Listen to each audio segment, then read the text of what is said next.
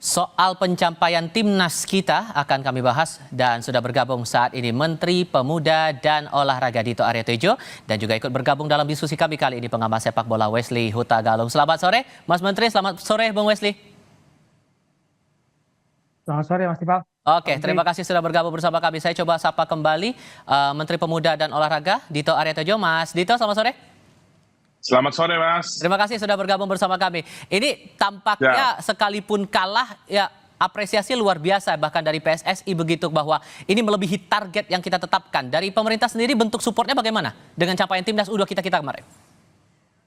Ya, pastinya kami dari Kemenpora melalui PSSI kita bekerja sama di mana PSSI menyiapkan program jangka pendek, jangka panjang, ya persiapan Piala Dunia dan kemarin dari sejak U17, U20 dan kemarin sampai qualifying Olimpiade di Paris itu kita support dengan pendanaan dan dengan program pendampingan dan kami apresiasi dan tetap bangga karena aslinya target dari PSSI untuk di Piala Asia sebenarnya lolos 8 besar dan ini kita bisa melihat bahwa alhamdulillah dengan kerja keras dan kekompakan ini bisa melampaui target sampai semifinal dan kualifikasi Olimpiade.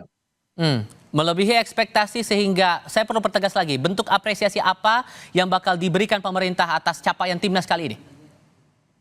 Ya, pastinya dengan ini kita sudah mencapai kualifikasi Olimpiade, pastinya kita akan memberikan support yang lebih intensif lagi terkait persiapan di kualifikasi Piala Dunia dalam bentuk program pelatihan dan juga TC, pemusatan training center, dan kita juga berharap nanti ini mulai lanjut lagi di laga kualifikasi Piala Dunia, kita berharap kita bisa lolos sampai ke putaran 3, setelah itu syukur-syukur bisa lolos sampai Piala Dunia. Saya yakin Anda bersama dengan tim kementerian juga melihat waktu demi waktu perjalanan dari tim kita bertanding begitu secara performa, strategi permainan dan hal-hal lainnya, sejauh apa Anda mencermatinya? Ya, yang saya lihat secara langsung karena saya sempat berada di Qatar dan bersama tim dan juga para official di mana yang kami bisa katakan tim ini sekarang dalam situasi dan suasana yang sangat prima dari segi kekompakan dan juga tata latihan dan bagaimana Coach Sintayong memastikan kedisiplinan para atlet. Jadi ini yang perlu kita lanjutkan adalah konsistensi timnas kita ke depan. Jadi ini jangan hanya euforia saat ini, tapi bagaimana kita pastikan ke depan konsistensinya itu bisa terjamin. Karena dari pengalaman kemarin Piala Asia dan lanjut di playoff, timnas U23 kita sudah mendapatkan pengalaman berharga, bisa menang lawan tim kuat Asia yaitu Korsel, dan juga tim Timur Tengah Uzbekistan, dan tim dari kontingen Afrika sudah bertemu Gina di mana sangat tipis. Jadi ini akan menambah kepercayaan diri dan juga keyakinan para tim ke depan. Kalau ketemu tim-tim dari kontingen 3 benua itu tetap percaya diri dan tetap maksimal. Oke, tapi kalau kita merujuk dari pertandingan kemarin Bung Wesley, sekali lagi ada drama kartu merah bahkan dikenakan kepada Coach Sintayong. Anda menganalisisnya bagaimana pertandingan kemarin Bung Wesley?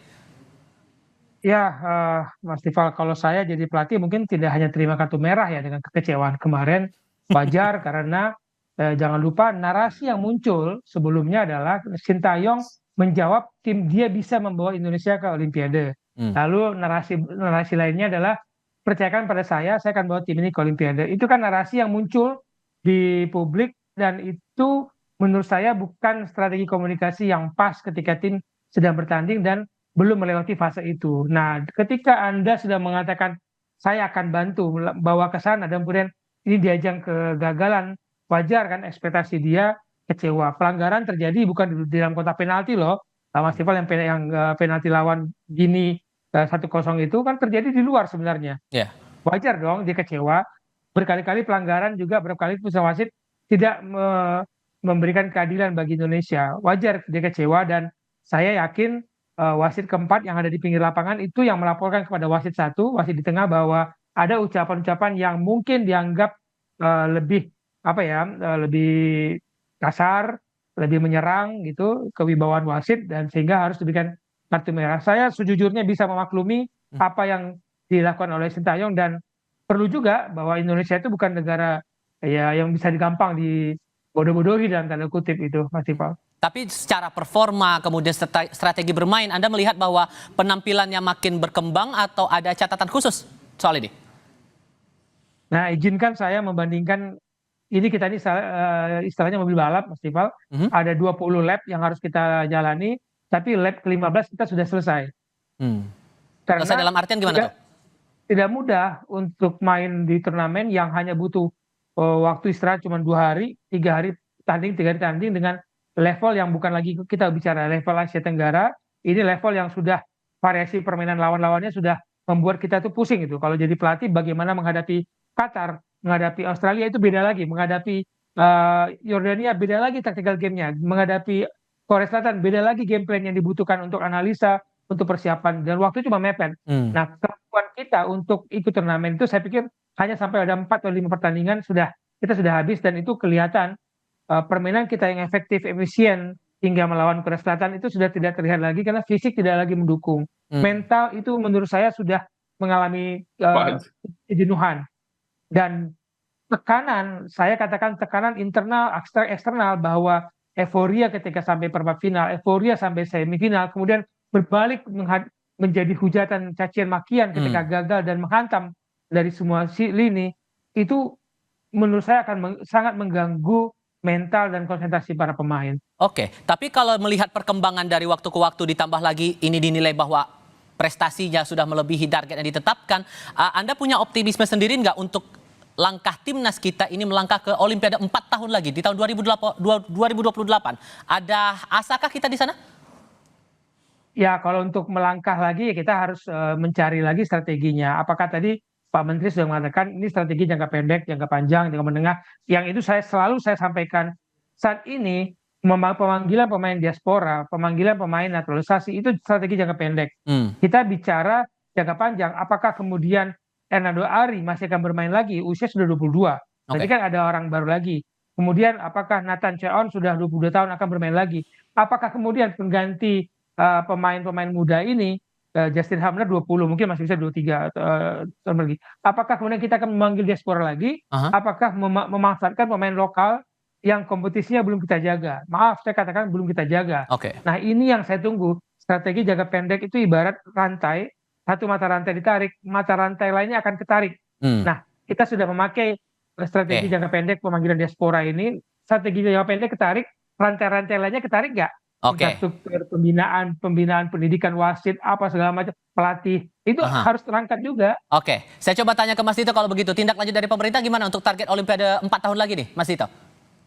Ya, pastinya tadi saya menyambung dengan yang dikatakan Bung Wesley, pemanfaatan maksimal dari potensi diaspora dan yang biasa dikatakan naturalisasi, itu merupakan jangka pendek. Tapi betul, kita tidak hanya berhenti di jangka pendek, tetapi bagaimana saat ini Kemenpora bersama PSSI, bisa kita lihat di Timnas U23 itu, 7 dan 8 pemain itu jebolan dari program pemerintah yaitu PPLP dan SKO. Dan saat ini kita juga gencar bagaimana melakukan talent scouting se-Indonesia di seluruh kabupaten kota dengan judul yang namanya Tarkam. Tapi ini adalah Tarkam modern dan itu adalah talent scouting kita mencari potensi dari grassroots. Dan kita bisa lihat seperti program Barati Cup, itu juga salah satu cara kita talent pool untuk yang bibit usia muda.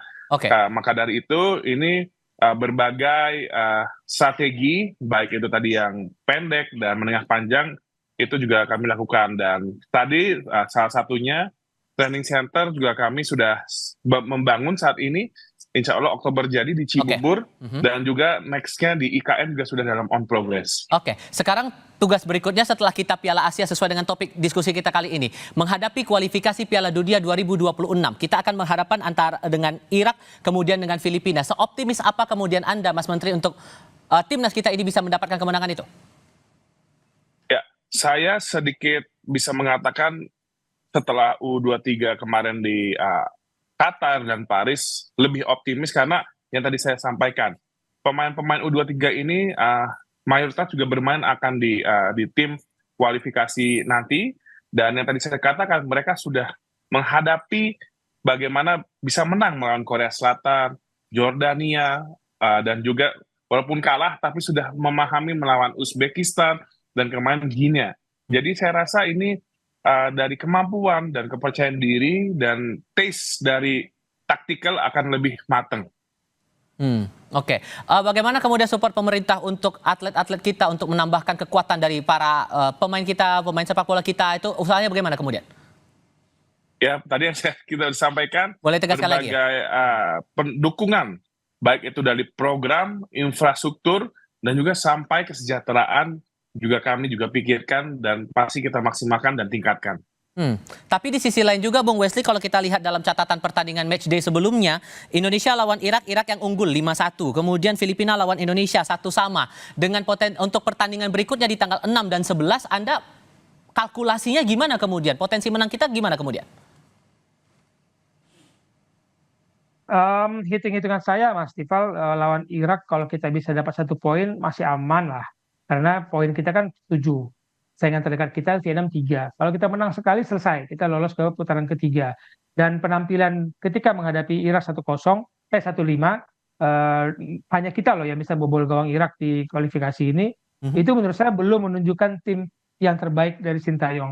Tim terbaik itu kelihatan pada laga-laga terakhir. Dan saat ini, benar apa kata Pak Menteri, mungkin 70% pemain muda kita yang U23 ini akan tetap dipanggil, ditambah lagi nanti orang Mangun, ditambah Jahit Ses, ditambah lagi dengan pemain dalam kita Yakob Sayuri mungkin, atau Egy dan Ricky Kambuaya. Rasa-rasanya fondasinya sudah terbentuk, gaya bermainnya sudah terbentuk, tinggal kemampuan pemain kita mengikuti game plan yang berubah-berubah di pertandingan ini menghadapi tadi sudah dikatakan supaya kita belajar meskipun kita kalah. Tapi Irak, saya pikir kita masih bisa memetik pengalaman menghadapi Yordania, menghadapi Qatar, seperti apa kekuatan tim-tim dari kawasan Timur Tengah, dan itu modal bagi saya. Dan bukan tidak mungkin kita main di Jakarta tanggal 6, kemudian kita main lagi di Jakarta tanggal 11. Saya pikir minimal 3 poin pasti dapat dari 2 pertandingan ini dan kita lolos ke babak berikutnya. Karena ada analisis cukup 1 kali menang lagi bahwa kita bisa lolos untuk putaran ketiga begitu. Anda ada optimisme ke sana ya? Saya sangat optimis selama izin Pak Menteri saya katakan, selama kita jangan euforia berlebihan. Euforia itu tidak masuk ke kamar ganti, tidak masuk ke kamar tidur pemain, itu mengganggu. Ketika kekecewaan itu euforia berbalik jadi makian cacian. Dan sekarang kemarin saya sampaikan di Kompas TV bahwa hati-hati karena sudah ada kambing hitam yang disiapkan ketika kalau Indonesia gagal lawan Guinea, yaitu Elkan Bagot, yang dimunculkan bahwa Elkan Bagot tidak merespon pemanggilan PSSI, klubnya tidak menyiapkan. Saya pikir ini kambing hitam yang sudah disiapkan. Nggak begitu, jangan sampai terjadi ada kambing hitam atas kegagalan soal Elkan Bagot. Biarkan federasi bermain tanpa perlu diberitakan, tanpa perlu disampaikan. Saya sampai saat ini mengatakan tidak semua pertanyaan wartawan, tidak semua pertanyaan konten kreator wajib dijawab, dan kita lupa menjaga keutuhan tim. Kita masih butuh Elkan Bagot di belakang, tapi saat ini Elkan Bagot sudah dihajar oleh netizen. Oke. Ini ngomong-ngomong Elkan Bagot juga nih Mas Menteri, karena kan kemarin ya bisa dihadirkan begitu, tidak bisa ikut bergabung dalam timnas kita untuk memperkuat pertandingan ke Guinea. Usaha apa kemudian dari Kemenpora nih tindak lanjutnya untuk pertandingan-pertandingan berikutnya begitu? Ya pastinya memang kadang-kala ketika kita menghadapi situasi seperti kemarin di Piala Asia dan di playoff, contohnya Justin Hubner dan Elkan Bagot itu, mereka memiliki tanggung jawab juga dan ikatan profesional dengan klub asalnya. Dan kita harus mengetahui di mana ya namanya dunia bola itu yang namanya pemerintah dengan federasi tidak bisa intervensi terlalu jauh. Dan kemarin sangat memang kita harus diketahui bukan masuk di kalender FIFA. Nah, karena itulah yang namanya federasi juga tidak bisa memaksa. Nah, tetapi ke depan seperti yang kualifikasi Piala Dunia itu kan masuk kalender resmi FIFA. Jadi harusnya tidak ada kendala lagi seperti hal tersebut. Seperti kemarin yang Justin Hubner sempat kami coba diplomasi melalui Menteri Olahraga Jepang Oke. dan juga Menteri Luar Negeri Jepang untuk berbicara dengan Presiden Cerezo. Oke. Dan itu pun dilakukan, tapi dengan alasan ini bukan agenda FIFA dan juga Baik. kebutuhan mereka menghadapi Liga Jepang, ya itu juga pemerintah Jepang meminta ke saya untuk pengertiannya, karena memang di Jepang sangat dijaga intervensi pemerintah Oke. ke klub profesional. Oke, terakhir Mas Menteri, singkat saja, dengan prestasi dari timnas U2 kita ini yang cukup membanggakan begitu, apakah kemudian dari pemerintah akan melakukan semacam penyambutan atau seremoni yang menyambut timnas kita kembali ke Indonesia? Itu biasanya akan diserahkan oleh federasi, tapi yang pasti saya setuju dengan Bung Wesley, kita harus apresiasi, tapi juga jangan euforia berlebihan. Karena yang paling penting kita harus menjaga euforianya menjadi semangat yang konsisten sampai pertandingan dan liga kualifikasi Piala Dunia selanjutnya. Jadi ini kita akan serahkan juga ke federasi, pastinya kita akan support. Oke, Menteri Pemuda dan Olahraga Dito Aryo Tejo, terima kasih. Bung Wesley Huta Galung juga terima kasih sudah hadir dalam diskusi kami hari ini. Selamat sore semuanya. Sore.